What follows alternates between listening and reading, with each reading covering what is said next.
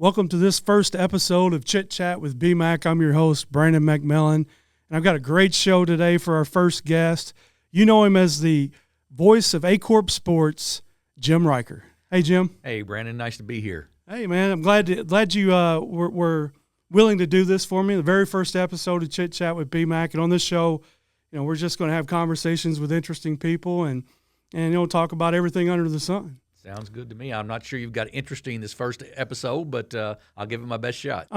So tell us, Jim, for people know you, they know the voice when they hear Aycorp Sports calling the basketball and football games, Sure. But just tell us a little bit about Jim. Let's get to know Jim. All right. Well, I grew up in Cape Girardeau, high school, Cape Central Tigers. Graduated from there a long time ago. Went to Southeast Missouri State. Graduated from there with an accounting degree. Fun fact, sort of, never lived farther than a mile from any school I ever went to. I can remember on Saturday afternoons being out in the yard and being able to hear, if SEMO was playing football, be able to hear the PA, from there.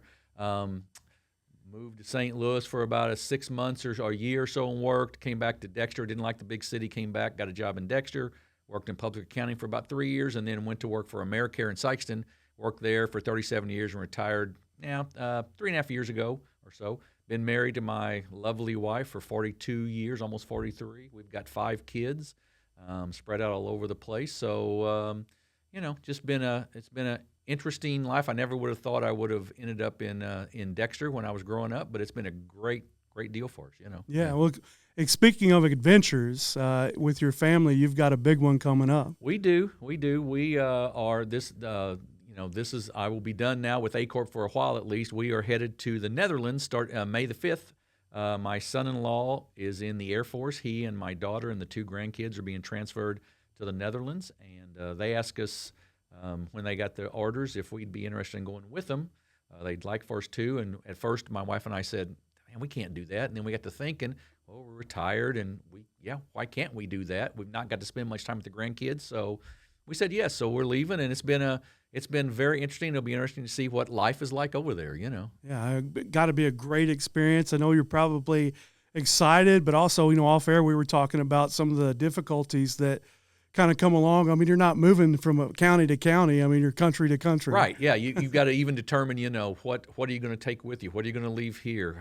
How are you going to get a new bank, a new cell phone, a new barber, all that stuff, So it's a trick, but we're looking forward to the adventure. We love travel. It's going to give us the opportunity to see a whole lot of Europe, I think. So we're pretty excited about it. So we've done a number of mission trips.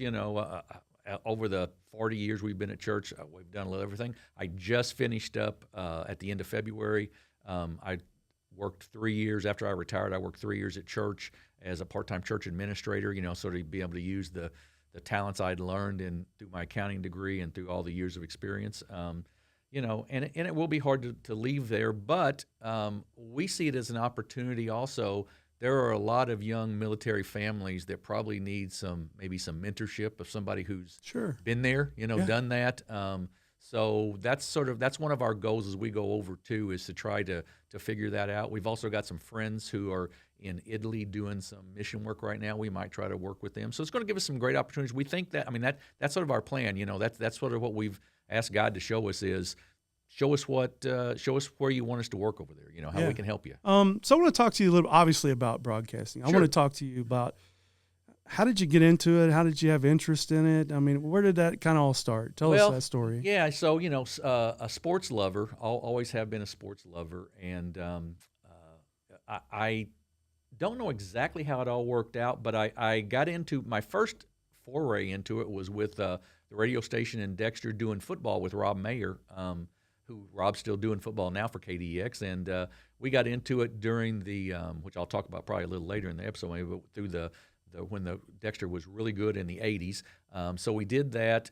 I did some baseball stuff with them as well, and then moved on. And we decided, Scott Nelson and Stan Elfrink and I, they both had girls playing. I had girls coming up. They were going to play girls basketball.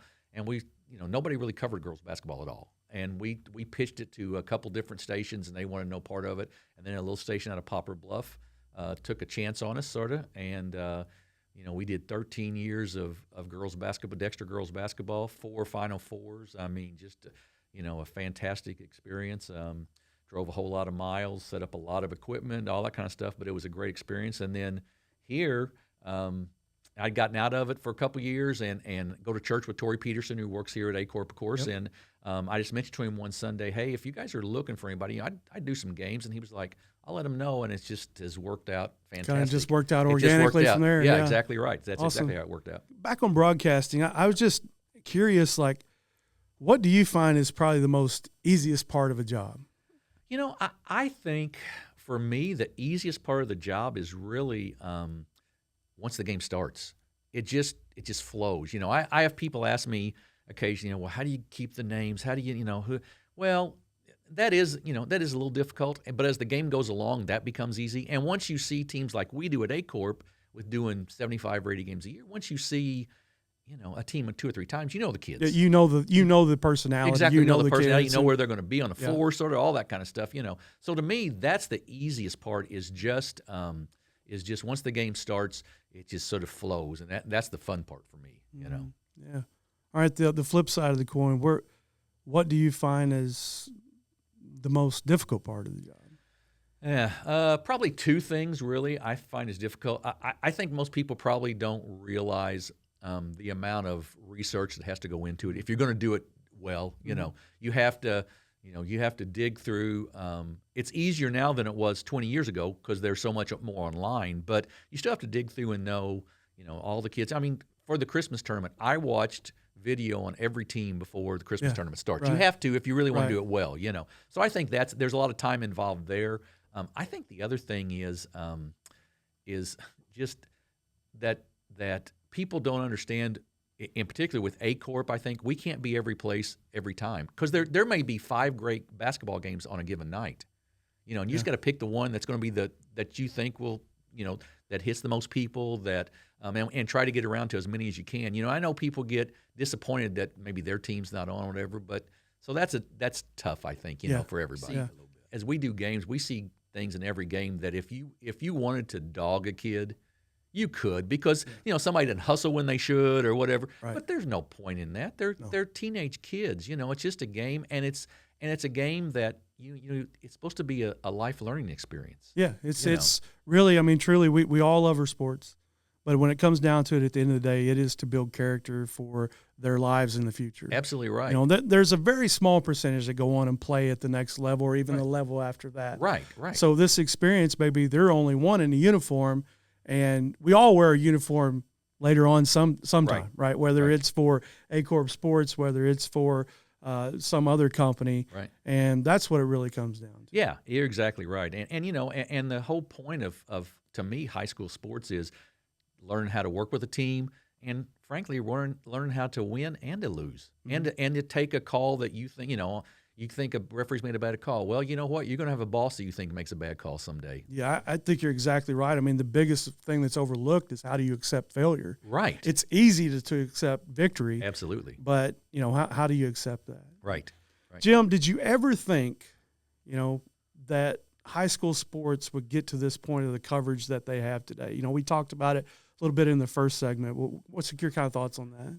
No, I mean, I never imagined it, you used to not have high school games covered even on the radio a lot of times. It would be college, or that'd be our pros, that'd be it, And now it's every game is basketball and football both. Every game's huddle telecast at least, and usually there's a lot of nights you have commentary and everything with it. I never imagined that, and I think there's good and bad to that, frankly. Yeah. So what do you think? Let's start with the positive. Okay, sure. What do you think is probably the most positive thing that comes out for these kids, regardless of sport, whether it's basketball, football, girls or boys? I mean, right. what is the biggest benefit you think to players? Well, the recognition of if it's done right, the recognition of their hard work. I think that. I think also, in particular, for the small schools, that we cover, and I know a lot of guys cover. they didn't really get that kind of coverage before. It would been much more the class 4, 5, 6 schools. Right. These class 1, 2, and 3 schools get coverage now that they never would have got before. The recognition they would have never. They got have before. the little small segment in the newspaper down in the bottom corner, right? Exactly where the big right. picture is Right. is a 6A, 5A, 4A school. Where Right. now, I mean, there's even crosstalk about, hey, this school from class 2 could probably take that 4 or 5 class team, Right, right, as far as right. competition level. So and I so think forth. that has been a plus, absolutely. And like I said, just the recognition, and I think for the fan to be able to see, kids that you would have never seen before. I think of, we've covered Risco a couple times. Most people would never see a Sammy Smith. Yeah. Who is an excellent player down Right. there, Yeah. but they get that opportunity because of the coverage of high school sports, So I think that's probably the benefit is the kids get a little more recognition probably. I guess, we're talking about fans, and obviously, for players, it is that recognition that they deserve, especially ones that do it right, work hard, so forth. For fans, I just think about maybe that mom or dad that works a night shift and can't see their kid play, but then they can come home and turn on the TV and watch the game from the night before. Right. And I know a lot of coaches. We hadn't talked about that part of it, but I mean, talk about scouting. Yes. The next team that you might play. I mean, you have all kinds of film now Right. to look and see what they do and break it down, and so there's a lot of benefits. For me, I think maybe the negative side of it is just because, and I don't know, as being older, I think of it this way. Maybe a young kid doesn't because they're used to the social media pressure. But I think just having that constantly in your face, and just maybe it's not making a positive impact, especially if you're not doing well. Yeah, and I think things are as they are on all social media are blown way out of proportion a lot of times. These are teenage kids out there playing, and are they sometimes going to get into a scuffle? Yes, they are. Are they gonna show an attitude they shouldn't? Yeah, they are. But they're a teenage kid. That's what part of this learning experience is. Yeah. How to deal with that and the right way to deal with it. So that is one of the negatives. I agree with that. And the other thing I think I see as a negative is just the responses to the games and everything. There's so much junk that is thrown out there. When you read through the comments and the posts, the this, that, and the other, they should have, or referees, of course, take a lot of heat. And what I found with referees is they basically get it right. When you go back and watch again, they basically get it right, And questioning of coaching and everything. Well, these guys, there's not a coach out there who plays to lose. Right. And, you brought up a couple of different things I want to talk about there, and the first one that comes to mind is the referees. People don't understand unless you've done it. When you see something from a different angle, it's not the same angle that you're seeing from the bleachers. Right. So right. If you're faced up with that referee and he makes a call and you think it's a bad call, he's seen it from behind, and to him it looks like a foul, or it looks like a foul. Right. So. I'm just as guilty as probably the next Rebel fan about getting upset at referee calls or blown calls or whatever. But at the end of the day, when it's all over, if you're blaming the refs on a game that you lost, most people don't put themselves in that situation to lose that game. You know what I mean? That's exactly right. Teams, put yourself in a better position where you're not worried about two calls that turn the outcome of the game. That's exactly right. Yes, officiating sometimes stifle, momentum, or can it kind of stop a run or something? Yeah. Right. But, to say that one call made the difference, right. I just don't see it. It is few and far between that a game is close enough that one call makes a difference. And like you said, for every call that makes a difference, I could show you 5 turnovers that made a difference. Yeah. That kind of thing. You're exactly that were right. even more impactful to that momentum, or exactly right. or the flow of the game. Yep. So Jim, besides the downsides to broadcasting, let's talk a little bit about your experience with Aycorp Sports. Let's talk a little bit about that. Well, like I said, I sort of I fell into it through Tori Peterson, and I didn't know what to expect when we started. When I did girls basketball on the radio, I did all my research, got my own rosters.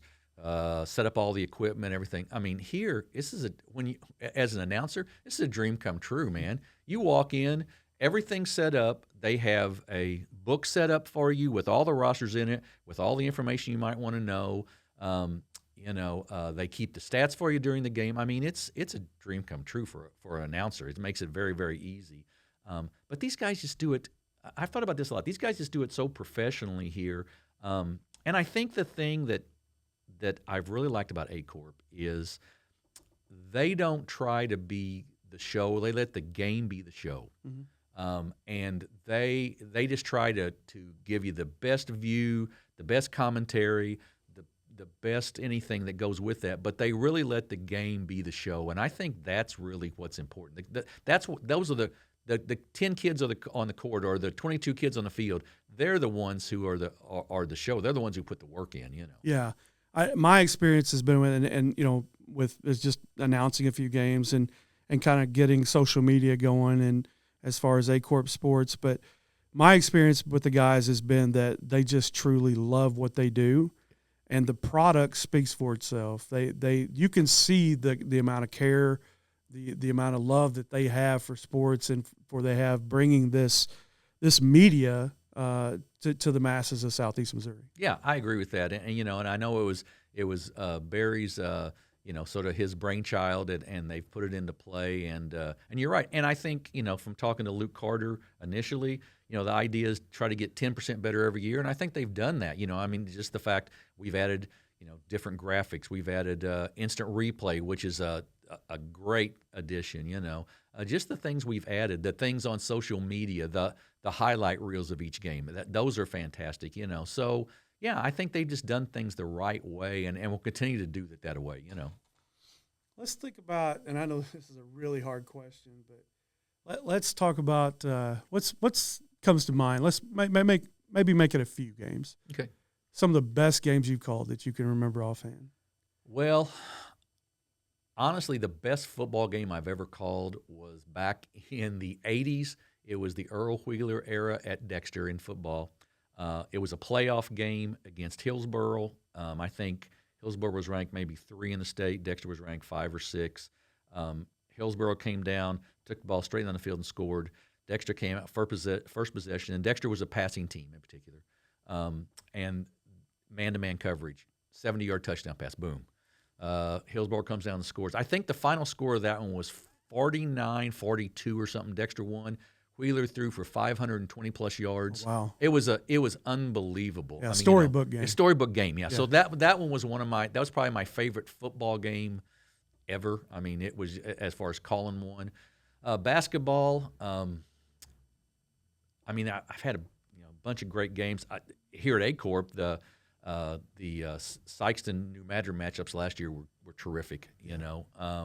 I think the South PM Puxico game. I know it's painful for you, but what a finish that was last year. It was a great game, a great finish. And then just before that, I had the opportunity to call 4 Final Fours in Mizzou Arena for the Dexter girls. And they finished, I think, a second, a third, and 2 fourths. One of the years my daughters played, Nafisha Collier, who's now a WNBA player and a gold medalist from the Olympic team, was playing for Incarnate Word then. So you called somebody like that, it's like, wow, that's pretty cool, to call somebody like that. So yeah. Awesome. All right, real serious question now, Jim. Okay. We usually get in some deep thought here. Okay. Favorite school mascot? Oh, favorite school mascot. I always get tickled with the Campbell Camels. Yeah. And I love the Clarkton Reindeer. Yeah. So those are two of the ones that they're really just sort of different. stand I mean, out. They're nobody so different, right? Nobody has those. Nobody's a reindeer. Nobody's a reindeer. I've Right, seen so- bucks. I've seen bucks in exactly. like other states and stuff, but Yeah. I've never seen reindeer. Right. That one has stood out to me. I sort of like it. And the camels too. Those Yeah. are two good Yeah. ones. Yeah. Any good Bobby Alford stories? Well, probably the best one is it's not exactly Bobby, but we've worked together for 4 years, and about a month ago, my wife and I were out to eat at a Mexican restaurant, and Bobby and his wife came in, and we were talking, and she pulled me aside and she said, "Hey, can I tell you something?" I'm like, "Well, sure you can." She said, you do know our last name is Alford, not Alford, right? And I'm like, huh. So for 4 years, I've been calling him Bobby Alford instead of Bobby Alford, and he was too nice a guy to change it. So thank you to Angela. Luckily, she got me right, and since that time, I've got it correct. So it's been good. So yeah, that was a good one, I thought. Another difficult one, right? Is because you've got to see a lot over the years, but maybe think of, a really good or great, amazing sequence that you just seen on the court. Like, man, it could be even just recently this year, this past season, that you've seen a play on the court and we're just like, I don't know if I've ever seen that before. Yeah. A couple things. I think it was last year that the number of buzzer beaters that B.J. Williamson made from New Madrid. I mean, it's like every game we did of theirs. At the end of the quarter, it was just like you just expected, expect it. It'd be 30 foot, and he'd knock it down. You just knew he was going to, that kind of thing. Yeah. The other thing this year, that the one that maybe blew me away, Elise Edwards from Kennett. She scored 50 on Dexter the night. Oh, she's a player. But she's a player, and she, I had never seen a girl, I don't think, be able to sort of fall away to the opposite side and hit a 3-pointer. I mean, it was just, and she did that like 3 times in one game. Yeah. And she's small, she's everything, but she was the real deal. Yeah. And so that was very, impressive. Yeah, she's definitely one to watch, and if you haven't watched her, you need to be. Yeah, absolutely. The other, I guess, just during the course of a game, back when I was doing girls basketball again, when Dexter played Incarnate Word for the state championship and they had Nafisha Collier, it was amazing because she'd control the game and then she'd sort of back off a little bit. Dexter would come back and get within 4 or 6, and then you could just see her say, okay, I'm going to take over again. Turn it on. And then she'd come out and she scored 12 in a row or something, and then she'd back off. I mean, she was such an amazing talent, Yeah. So that was one that stood out too, Let's move on to players. We talked about a few already, but what are some players that really just impressed you over the years? So in the olden days, football wise, that whole Earl Wheeler and the receiving corps of Robert McMullen and Gavin Miller and Darren Hillis. I mean, those guys were just amazing. I mean, when you had a 1,000-yard rusher and Aaron Pixley, and then all those receiving yards they were amazing. Basketball-wise, probably the 2 best girls I've seen out of Southeast Missouri that were both that I remember because I covered them a lot was Brittany Harris and Hannah Noe. Hannah Noe, she ended up playing at SEMO. She could control a game as well. Down here, I mean, well, the kid that stands out to me, I mean, Jadis Jones. Yeah. I mean, and he's proven it at the college level this year, of course. Oh, he's had a great season. Right. Yeah. But, this was a kid who would go 20 points, 20 rebounds every night and get banged around on and double teamed. Yeah. Never seemed to get flustered. Yep. I was so impressed with that. How I knew he was going to succeed at the next level is his character. Yes. How he carried himself. Yes. He had all this attention on him. He, like you said, he was a phenomenal player on the court, stat wise. But what impressed me the most was that mentality, that cool as a cucumber mentality. Right. When he just knew he was going to get clobbered. Right. Every time he went to the floor, went to the rim, and just knew he had a toughness in him that's just rare. You know? Exactly right. And those kids are going to make it. I mean, because they're workaholics and they're not going to be denied. Yeah. I think this year the kid I've seen too is PJ Farmer. I went up and watched SEMO 2 or 3 weeks ago play. And they've had Coach Karn's having a great season up there. They won the conference, OVC, and everything. But PJ, is signed with them. He can play for him right now. He's got the phisical strength and the court awareness to play for him right now. He's gonna have a nice college career. Yeah, be a contributor with the people around him. And I think one of the things that I have enjoyed watching that kid was, I mean, he can just make everybody better around him. Yes. He's very good at that, and that's what you want out of your point guard. Right. I mean, he makes the other kids.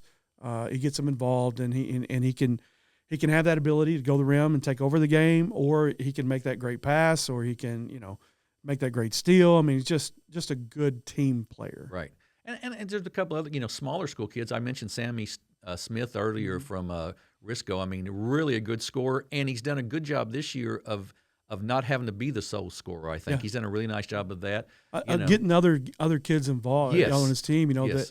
Like Fortner and Rogers and Baker and all of them. I mean, they've got a really good, solid team because I believe Sammy's kind of take that leadership role to get them involved, not only by scoring but just passing and encouragement. I mean, you see him on the floor. I mean, he's kind of encouraging them to do this, do that, and good leader. Yeah, and one of your kids from Puxco, Landon Burchard. And speaking of leadership, the other night in one of the district game or whatever, there was somebody came off the bench, and it was his first time in the game. And as soon as he came off the bench, Burchard was in his ear. This is how you're going to play defense. This is where you're going to go.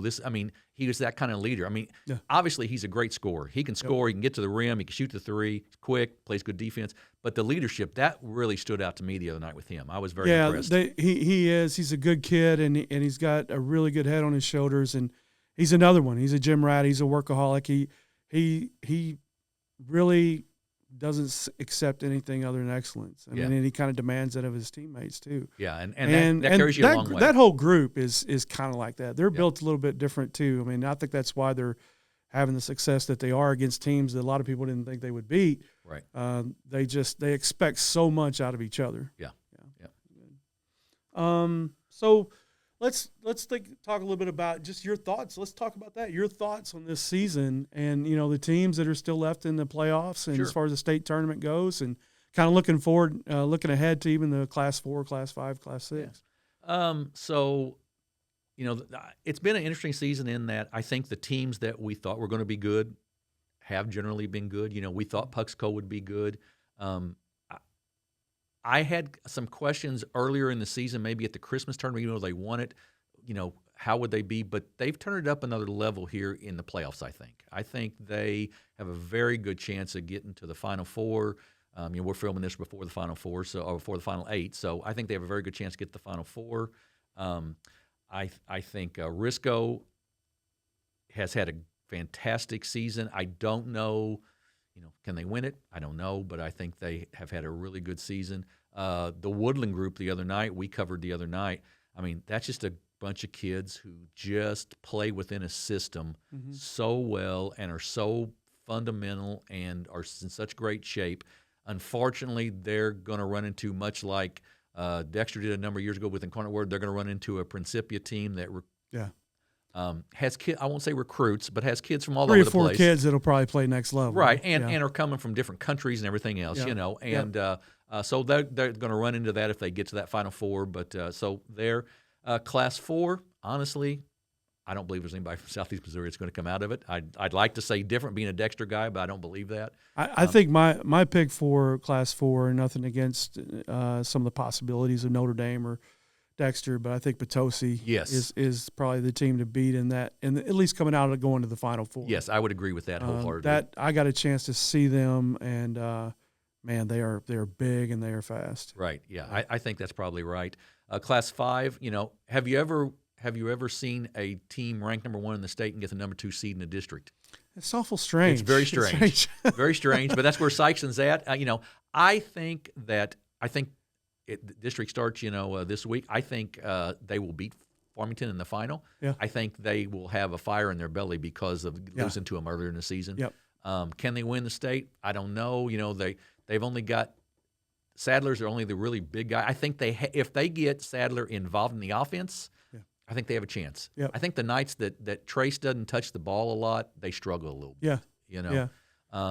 Jackson, they're an enigma to me, but I just don't think their guard play is good enough to win maybe get out of the district. That's about it. It could possibly too. They're going to run into a team that's going to have somebody that can finally match up with Koldeck. Correct. And keep him under his normal. Right. Who is a great player, by the way. Awesome Fantastic player. I mean, drops 40 on seems like on the regular, Right. But when you get up to that level, and those big schools, and they have the pick of the crop of a large student body, Right. There's going to be somebody out there that can match up. And I think the Indians, Jackson may struggle a little bit if he doesn't, be their main scorer. They'll struggle to score. I agree. Yeah. I agree. On the girls' side, I think Porterville's had a nice season on the girls' side. I think Donovan, I think's got excellent chance. They've really built a great program over there. Doniphan's girls have. Jackson's girls can be pretty salty. I think we watched them play early in the year. I think they can be pretty good. I don't know if they can win a state championship. I think Doniphan though can make a run. I really do on the girls' side. So on Southeast Missouri basketball this year as a whole, when we throw all the teams in together, what kind of grading you give this season out of 1 to 10? I probably a 6 or a 7, maybe probably a 7-ish. I don't think the SEMO conference has been as good as it's been in the past. Sykeston by far and away was the best team in there. Everybody else has been average. Maybe a little above average. Some of them. The smaller schools, Stoddard County Conference has had a great season. They had 3 teams win district, 2 now in the final 8. So they've had a great season. But overall, I'd give it about a 7 or 8. I don't think it's been as good as some years we've seen, but because the SEMO Conference being down. But I do think it's been overall a pretty good year. Yeah. So of those teams that are left, and at this time of this recording, who's your favorite to win it all in the small school? Because we hadn't really got started with 4 or 5 or 6. But of the teams from Southeast Missouri that are left, I would say Puxico in Class 2. I think Risco could. I think they just got a really tough challenge having to go out to Chadwick and play, because Chadwick's really good. I would be bold enough to say that the Chadwick game with Risco is the state championship. I think that's right. If they get past that, on I think paper, they have a good chance. Yes, on paper. I agree with that. And I like I said, I like Woodland, but we saw Principia play, and they just can't match up with the size and athleticism of Principia. And I've had know a couple of players that have played Woodland, and the comment, and they don't even know each other, but the comment they made was, "That's the fastest team I've ever played." Yes. So they are very fast, but I think when it comes to rebounding, second opportunities, right, they're going to have matchup issues when they play a bigger team like Principia. Well, Principia's got the big kid that's 6'9" that they put in the middle that is not great offensively, but he's such a shot blocker and creates alternating problems. shots that would normally go in. Right. So and they've got a couple of 6'5" kids who are very athletic and can probably play as fast as Woodland does. Yep. And Woodland just doesn't have that size. A great team. I mean, I'm very impressed with Woodland, but I just think Principia is really loaded. One more question about the season, and maybe I should ask this one before the state tournament, what you thought the state tournament was going to turn out to, but what game shocked you the most this year? Oh, what game shocked? That's a good question. I was surprised a little bit because I didn't know much about Farmington. I was surprised Sykeston got beat by Farmington. That is a really, really good question. Probably the biggest shocker to me was Puxico beating Woodland the way they did in the Stoddard County tournament championship game. That to me, and of course, obviously, right, you're a little biased, right? We get it. But to me, I think that was just a perfect combination when someone comes out to win and the other team struggles a bit. Yes. They were just, one team was on all cylinders. Right. And the other team was and not taking anything away from the Indians. I mean, they won it convincingly. Matter of fact, when we rematched, it was kind of the opposite. It was the coin flip. I mean, Woodland couldn't miss, and the Indians struggled to get shots to fall down. So it was, trust me, there was a lot of Puxico fans who, our boys are going to win, but no one thought that was going to happen. Right, and that one to me, just the way that game they dominated that game was probably the biggest surprising game all season, I thought. Yeah. And Jim, this is our final segment in the show, a little game we like to play called Versus. Okay. So the idea is kind of like, all right, Michael Jordan versus LeBron James. You pick one and why. So that's kind of the game. Okay. Our first topic is small school sports versus big school sports. Well, I was a big school guy growing up, of course, but I've sort of fallen in love with the small schools. I love the small gyms that I've been able to go into, the Clarktons, the Riscos, just those places. I've really I think I'm a small sports schools kind of guy now. Yeah, I'm the exact opposite. I grew up in a small school, and nothing meant more to us, regardless. So I went to 2 schools in my lifetime. Scott County Central and Puxico. Okay. And nothing meant more to us than beating the big school. Sure. Right. So it was a little bit different. And then, of course, those rivalries. I mean, they exist in both classes, of schools and the big school and small school. But I think it's just, the small town thing where everybody knows everybody.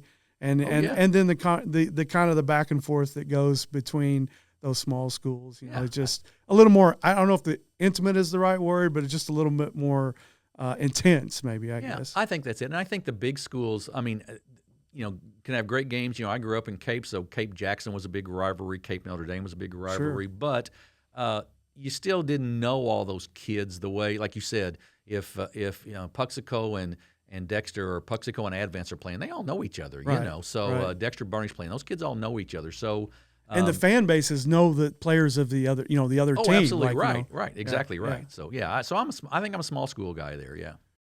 All right, they get harder as we go down. Okay. Down the list, but pizza versus burgers. Oh. Man, I like them both. I'm probably more, if it got down to it, if I had to have one last meal or whatever, it'd probably be a really good, big, juicy burger. Yeah, same here. The thing about pizza is that I don't know if I've ate a bad piece of pizza. Right. But there's chances you can get a bad burger. Yes. Yeah, it's hard to beat. Yeah, it is. And all the toppings, got to have them all. Yeah, right, exactly. I'm not one of those plain cheeseburger. No lettuce for me, but other than that, everything else. So I'm a big jalapeno guy, so I like jalapeno on my burgers as well. Yeah. Okay. Yeah. All right. Like I said, they get harder as we go down. Bob Gibson or Sandy Koufax? Oh man. Well, once again, being a Cardinal fan growing up, it's Gibson. But I mean, Sandy Koufax was fantastic. But I like a guy. I like Gibson because he would take the inside corner of the plate always. He didn't care who he stared down. He'd throw inside, and he was a great athlete. I mean, this is the guy who played with the Harlem Globetrotters, who hit home runs. I mean, he was a college basketball player at, I think, Omaha or whatever. So, and a lot of, especially younger people, don't realize just how good athlete he was. Oh, he was phenomenal. They hear Bob Gibson, they hear him in the broadcast, and one of the Cardinal great. Oh, he was a great pitcher. No, he was just a pure great athlete. He was a pure great athlete. He was a Bo Jackson of the day. Yes, really. Absolutely right. Yeah. And the guy. They changed the rules because of him. He had you're pretty good when they have to change the rules. Yeah, he had a 1.12 ERA, that one season, so they had to lower the mound. I mean, and Koufax was a great pitcher. Oh yeah, unbelievable crafty, pitcher. Very right? Crafty. Yes, but I mean, if I had to give a ball to a guy to win one game, it'd have been Gibson. I think for sure. All right, now I put an easy one here in the middle. So colors, red or blue? Oh, red. Red? Well, I'm a blue guy. I went to SEMO. I'm a Dexter guy. I mean, it's got to be red, Yeah. Really I bleed orange. Right, you do. That's exactly right. But blue's blue, yeah. I'm a red All right, guy. so easy one there. Okay. Maybe this one's a little harder for you. I have opinion on this, and I'll share it after your answer, but Starbucks versus scooters. Neither. You're not a coffee guy. No, I drink coffee, but I'm refuse to spend $7 on a cup of coffee. Sorry, I'm cheap, I guess. Will you have a conversation with my wife, please? Yeah. No, I don't. I don't. I can do a Keurig and be fine. I don't do either one of them. If I had to choose one, I'd choose scooters over Starbucks because I think Starbucks is a little snooty. Yeah. Yeah. But I wouldn't. I don't spend that. I don't do. So that. Here's the thing. And it's my wife's fault, but I've developed a little bit of a taste for Starbucks coffee. Right. But I like the flavorings, especially the sugar-free flavorings at Scooters. Okay. So if I could take a cup of Starbucks to Scooters, there you go, and get their flavoring, then I'd have the perfect cup. And you could have a $14 cup of coffee. But I could have put it. Actually, yes, I would. That's a good one. Actually, I could have put my favorite brand's Black Rifle. I like Black Rifle. I have my own little bag, and I may even have to make a separate pot in the morning. But that's my go-to. I can understand that. All right, movies versus books.